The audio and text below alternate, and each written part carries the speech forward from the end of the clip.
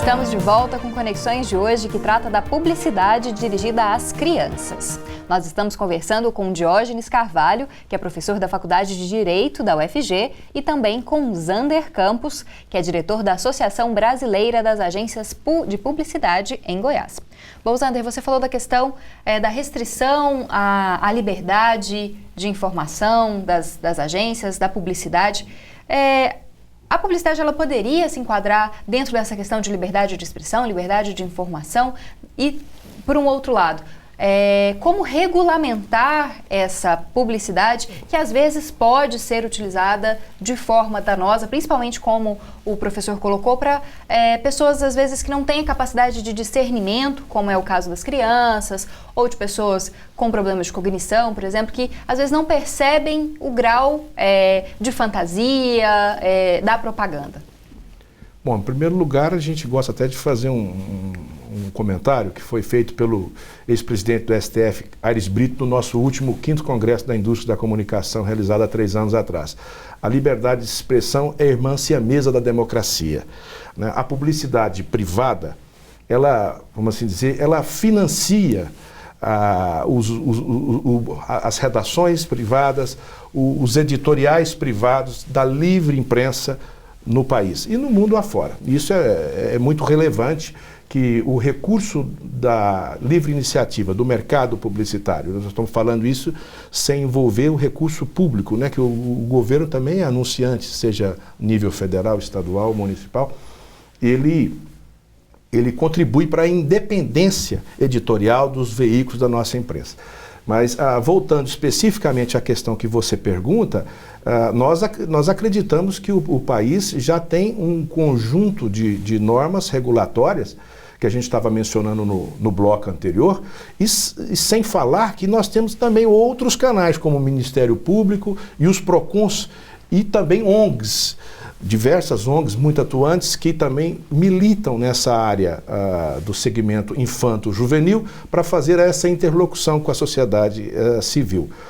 Mas o grande, vamos assim dizer, percalço do que no caso que o professor comenta é que se eventualmente aquele anunciante ou a sua empresa de publicidade é despreparada ao ponto de criar anúncios que infringam ou que não estejam atinentes, seria o termo, estariam adequadas junto com as regras dessa governança, aquele anúncio ele sai do ar. Essa é a função de que nós temos lá no CONAR. Ele pode ser um anúncio que está veiculando na emissora líder de audiência de televisão, como ele pode ser um anúncio de mídia exterior, como ele pode ser um anúncio de mídia impressa, ou uma peça para mídia digital ou de internet. Não importa qual seja e em que nível de importância tem aquele anunciante sob o ponto de vista econômico. O anúncio sai do ar se ele desrespeita. Nesses tempos atuais, né, onde os serviços de atendimento ao consumidor, né, professor, viraram as mídias sociais, né, nós não temos mais a grande força desses saques, os anunciantes já se preparam muito para seguir essas normas de governança corporativa, e a gente tem percebido um nível bastante baixo de incidência, assim, flagrante. É claro que o CONAR está lá para atender essas demandas, e um percentual relativamente baixo de perguntas que se chega, de queixas, são relacionadas à publicidade infantil. Professor, o senhor concorda com essa avaliação?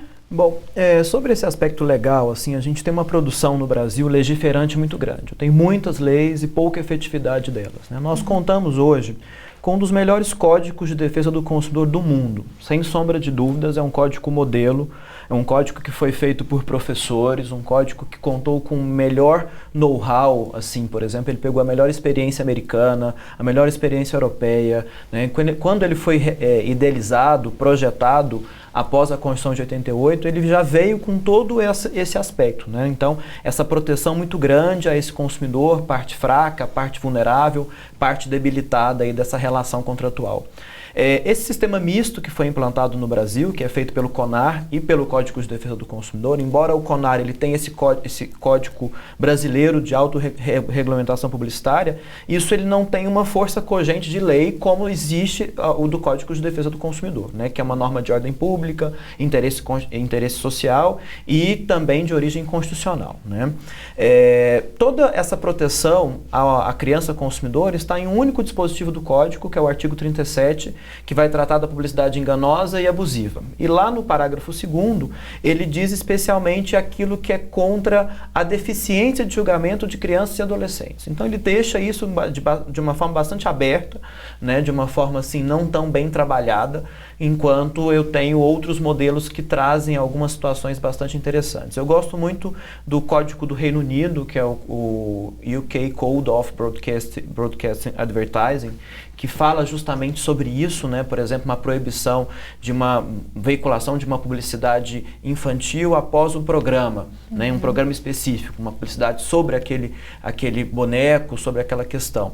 Então eu acho que no Brasil assim falta alguns detalhes em relação a isso, mas o grande problema não é legislativo, né? Ou seja, é um aspecto cultural. Nós temos a melhor lei, nós temos uma das jurisprudências mais ativistas do mundo, nós temos a melhor doutrina, sem sombra de dúvidas, os melhores professores, a melhor doutrina construída consumerista no mundo inteiro é a doutrina brasileira, né? Nesse aspecto de publicidade, a gente tem assim uma grande contribuição da legislação francesa, a gente tem a legislação do Quebec, que ela é bastante vista nesse aspecto, foi mencionado aí pelo Zander, né? Eu tive a oportunidade que a minha formação em Direito Consumidor foi feita no Quebec, na Universidade do Quebec, em Montreal. E conhecer, né, como é que é feito essa questão publicitária e tudo esse aspecto direcionado à criança.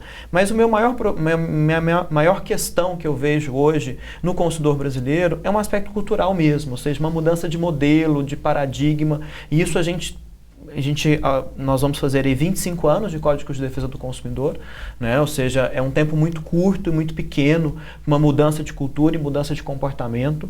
Cada dia mais nós somos mais consumidores, a sociedade pós-moderna, uma sociedade que nos impõe muito isso, a questão do consumo, do consumismo, da liquidez, da descartabilidade das coisas, né? E eu acho que as crianças, elas passam nesse momento, no processo de decisão, a levar isso para a vida adulta. Eu acho que esse que é o grande problema, que deve ser visto em casa, com os pais, na educação, né? Eu acho que a educação para o consumo, ela é sim ainda uma grande questão, mas sozinho a gente não resolve, só com a educação para o consumo, né? A gente tem um grande exemplo que é no consumo sustentável. A gente pode ter a melhor educação do mundo, a melhor formação sobre o consumo verde, sustentável, com os produtos ecologicamente corretos, mas eu vou lá no supermercado, pego a sacola de plástico e falo assim, mas é só hoje. Não é possível que essa sacola de plástico vai trazer problemas. Então, o estudo que eu faço é que existem alguns problemas cognitivos que são limitações, né, como se trabalhasse a nossa limitação cognitiva ou até mesmo uma certa irracionalidade no processo de compra.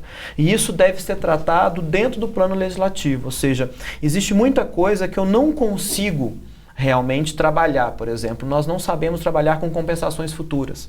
Eu compro tudo hoje, eu prefiro me endividar, eu quero o carro novo hoje, é muito melhor. Ou seja, a racionalidade ela não é uma situação que ela é levada no processo de decisão de todos nós consumidores, não só da criança, mas isso também para a vida adulta.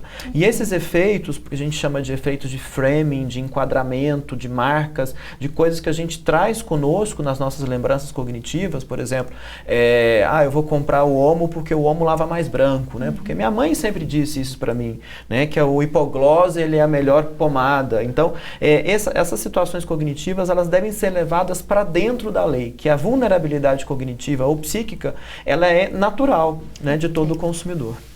Bom, a gente vai ter que ir para mais um intervalo. No próximo bloco você confere o final desse debate a respeito da publicidade infantil.